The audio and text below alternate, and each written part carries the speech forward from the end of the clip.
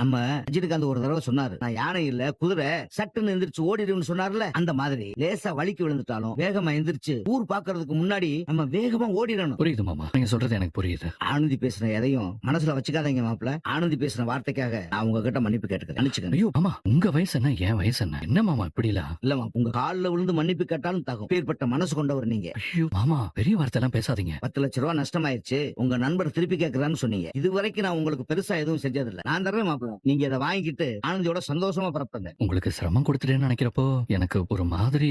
ஐயோ அதெல்லாம் ஒண்ணும் இல்ல மாப்ள, இதுல எனக்கு ரொம்ப சந்தோஷம் தான்.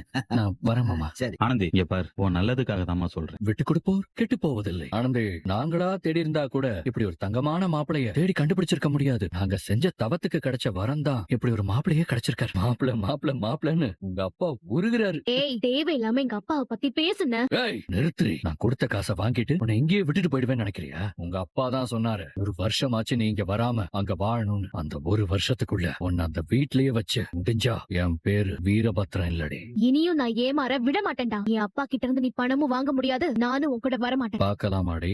பாக்கலாம்டா. எனக்கு இந்த சவால் விடுறதுன்னா ரொம்ப பிடிக்கும்டி. உன்னை இங்க இருந்து நான் தர தர தரன்னு இழுத்துட்டு போறேனா இல்லையான்னு பாருடி. உன்னால ஒண்ணும் பண்ண முடியாது. சவாலா? சவா